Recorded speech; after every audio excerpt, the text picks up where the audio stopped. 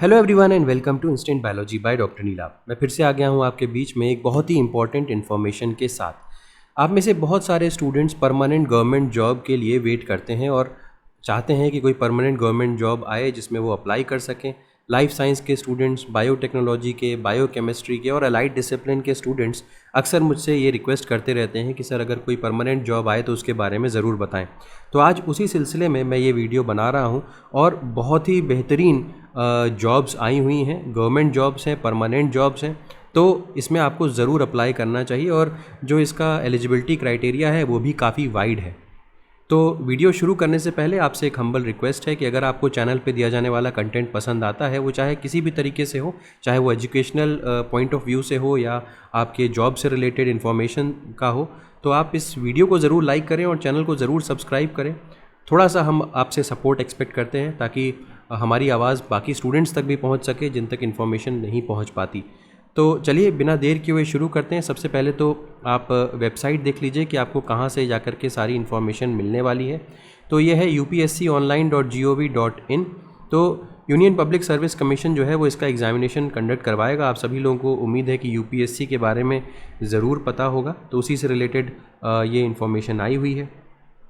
और यहाँ पे दिया हुआ है विज्ञापन संख्या यानी कि एडवर्टीजमेंट नंबर 09/2025 और ये है इससे रिलेटेड पीडीएफ। अगर आप चाहें तो आप पीडीएफ जो है वो डाउनलोड कर सकते हैं। मैंने ऑलरेडी डाउनलोड कर रखा है, मैं आपको दिखा देता हूँ। ये अगर आप क्लिक करेंगे तो इस पर ये पीडीएफ डाउनलोड हो जाएगा।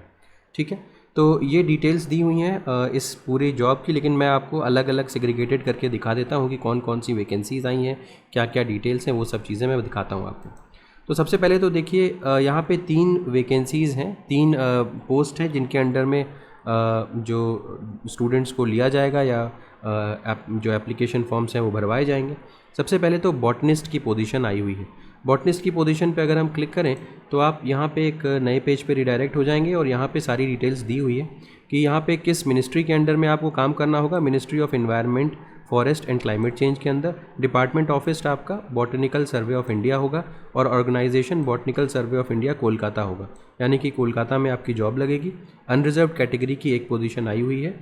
पे स्केल की बात करें तो लेवल 7 फॉलो होगा, 44,900 और 1,42,400 ये फॉलो होगा और 7th पे कमीशन जो है CPC फॉलो होगा यहाँ पे।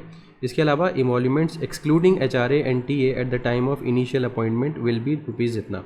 ठीक है, अच्छा एज लिमिट दी हुई है, 30 साल से ज़्यादा की एज लिमिट यहाँ पे नहीं होती। तो इसके अलावा अगर आप एज रिलैक्सेशन वगैरह देखना चाहते हैं तो वो जैसे कि गवर्नमेंट ऑफ इंडिया के नॉर्म्स होते हैं उस हिसाब से ही होगा। सबसे इम्पॉर्टेंट चीज़ जो एसेंशियल क्वालिफिकेशन है उसके बारे में बात कर लेते हैं। MSc की डिग्री अगर आपके पास है, botany, horticulture, life science, agriculture from recognised university. यहाँ पे लाइफ साइंस का मतलब molecular biology, plant biotechnology, plant science और प्लांट टैक्सोनॉमी होता है। इसके अलावा यहाँ पे एक और नोट दिया हुआ है, क्वालिफिकेशंस जो हैं वो रिलैक्सेबल हो सकते हैं यूनियन पब्लिक सर्विस कमीशन के हिसाब से।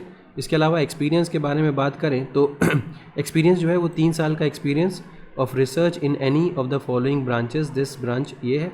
और इसके अलावा एक्सपीरियंस ऑफ प्लांट कलेक्शन, तो ये एक्सपीरियंस मांगा गया है। इसके अलावा डिज़ायरेबल क्वालिफिकेशन यहाँ पे मेंशन्ड है। ड्यूटीज़ के बारे में बात करें तो ये मेंशन्ड है। प्रोबेशन पीरियड आपका 2 साल का होगा। आपका हेडक्वार्टर यानी कि जहाँ पे आपको जॉब लगेगी वो कोलकाता सॉल्ट लेक सिटी है। और इसके अलावा अगर हम बात करें तो other details, post is general central service, group B gazetted non ministerial post है। तो ये हो गया आपका अबाउट दिस पर्टिकुलर पोस्ट, ये इस पोस्ट के बारे में आपकी जानकारी हो गई। ठीक है, वापस आते हैं और डिस्कस करते हैं। बॉटनिस्ट की पोस्ट तो हो गई। अप्लाई कैसे करना है, यहाँ पे अप्लाई नाउ का ऑप्शन दिया हुआ है। अप्लाई नाउ पे क्लिक करेंगे तो आप एक नए पेज पे रिडायरेक्ट होंगे और यहाँ से नेक्स्ट आगे बढ़े पे चले जाएंगे तो आप नेक्स्ट पेज पे रिडायरेक्ट हो जाएंगे। अब बात करते हैं assistant drug controller medical devices की जो पोजीशन है। यहाँ पे वैकेंसी नंबर ज़रूर ध्यान रखिएगा। असिस्टेंट ड्रग कंट्रोलर के ऊपर क्लिक करें तो यहाँ पे आप देख सकते हैं वैकेंसी नंबर दिया हुआ है, पोस्ट दी हुई है। मिनिस्ट्री किस मिनिस्ट्री के अंडर में आएंगे, ministry of health and family welfare. तो देखिए ये मिनिस्ट्री दूसरी हो गई।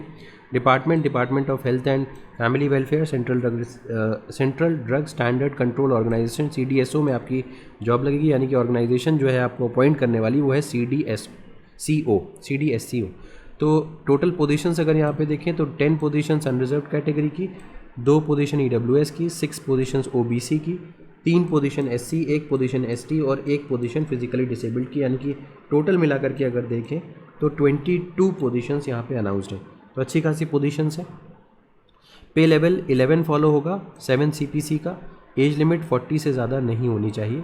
इसके अलावा एसेंशियल क्वालिफिकेशन के बारे में बात करें तो masters degree in biomedical engineering, chemical engineering, biotechnology, mechanical engineering, electronic engineering, instrumentation engineering, polymer engineering, ये सारी चीज़ें एलिजिबल हैं। इसके अलावा यहाँ पे आप देख सकते हैं लाइफ साइंस, माइक्रोबायोलॉजी, बायोकेमिस्ट्री, ये सारे लोग भी एलिजिबल हैं। इसके अलावा बैचलर्स डिग्री अगर आपके पास है बायोमेडिकल इंजीनियरिंग, केमिकल, बायोटेक और मैकेनिकल इंजीनियरिंग और इलेक्ट्रिकल इंजीनियरिंग, तो भी आप यहाँ पे अप्लाई कर सकते हैं। लेकिन इसके साथ साथ यहाँ पे आपको एक एक्सपीरियंस ज़रूर चाहिए होगा, 4 साल का एक्सपीरियंस इन मैन्युफैक्चरिंग और testing regulation of designing of medical devices, या अगर ये तो मास्टर्स डिग्री के बेसिस पे है, और अगर आपके पास बैचलर्स डिग्री है तो 6 साल का एक्सपीरियंस आपको चाहिए होगा। तो यहाँ पे एक्सपीरियंस जो है वो मैंडेटरी है, ये ध्यान रखिएगा।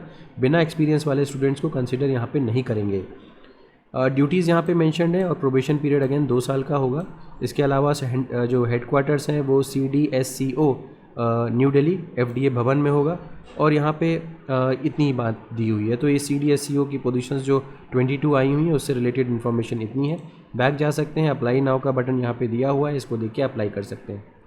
नेक्स्ट आ जाइए, जूनियर साइंटिफिक ऑफिसर के बारे में बात करें तो यहाँ पे भी ministry of health and family welfare में ही जॉब लगेगी और CDSCO में ही आपकी जॉब लगेगी। यहाँ पे पोजीशंस कम है, एक ही पोजीशन यहाँ पे आई हुई है। यहाँ पे लेवल 8 फॉलो होगा, यानी कि 47,600 से 1,51,100 का पे स्केल होगा। इसके अलावा एज लिमिट जो है वो 30 साल दी हुई है। एजुकेशनल क्वालिफिकेशन के बारे में बात करें तो मास्टर्स डिग्री इन केमिस्ट्री और बायोकेमिस्ट्री और फार्मेसी और pharmaceutical chemistry, pharmacology, bacteriology, medicine, microbiology या बायोटेक्नोलॉजी। इसके अलावा एक्सपीरियंस 4 साल का चाहिए हमें यहाँ पे। और डिज़ायरेबल क्वालिफिकेशन के बारे में बात करें तो डॉक्टरल डिग्री अगर होगी तो बेहतर होगा, ठीक है। इसके अलावा प्रोबेशन पीरियड अगेन 2 साल का ही है यहाँ पे, और पोस्ट परमानेंट है। जितनी पोजीशंस बताई मैंने वो सारी की सारी आपकी परमानेंट पोजीशंस है।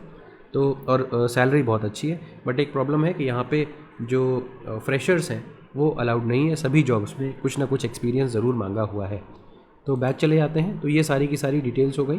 अप्लाई नाउ का बटन यहाँ पे दिया हुआ है। अगर आप इंटरेस्टेड हैं और आपकी एलिजिबिलिटी क्राइटेरिया मैच हो रही है तो ज़रूर अप्लाई करिएगा। बहुत ही अच्छी पोजीशंस हैं और UPSC के द्वारा फुलफ़िल की जाएंगी। तो उम्मीद है कि ये वीडियो आपके लिए यूज़फुल रहा होगा। अगर वीडियो पसंद आया हो तो इसे ज़रूर लाइक करिएगा, चैनल को सब्सक्राइब करना ना भूलिएगा, बेल आइकन को ज़रूर प्रेस करिएगा और अपने फ्रेंड्स के साथ ज़रूर शेयर करिएगा। Thank you so much, have a good day.